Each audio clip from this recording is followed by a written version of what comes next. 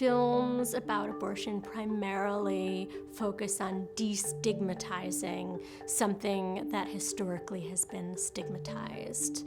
I think what's unique about Never, Rarely, Sometimes, Always is it focuses on the real barriers that women encounter in trying to get a legal abortion. My intention was to show actually how difficult it is to do these things. And the film is about a teenage girl in rural Pennsylvania who is faced with a crisis unintended pregnancy.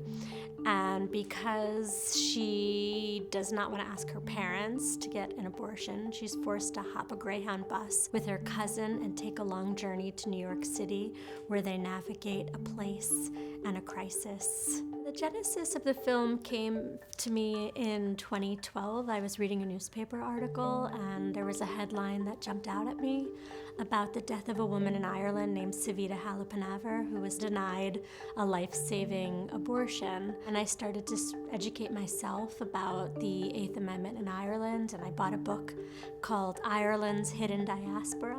And I started reading about the long, treacherous journey that women would take across the Irish Sea to London and back in one day for an abortion. And I just started thinking to myself that that was a movie I hadn't seen before. And of course, in our own country, this journey exists, and women who live in rural areas are forced to take long, treacherous journeys to urban areas to access reproductive care. For the film, I did an extensive amount of research. I met with Planned Parenthood and I talked specifically about the barriers that minors face in the state.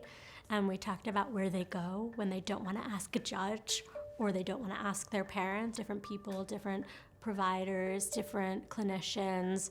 And I sat, in those offices and really just tried to understand as much as I could the process that a woman would go through, from out of town coming into Planned Parenthood, and all the ways in which they would try and support and help them through the experience. So it was very much about collecting as much information that I could, but then also trying to filter it as much as I could through the story I was telling.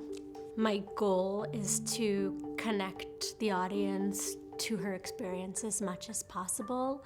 I really wanted to explore specifically the unspoken bond between two young women. And the film really does explore the sort of sisterhood of these two young women through crisis.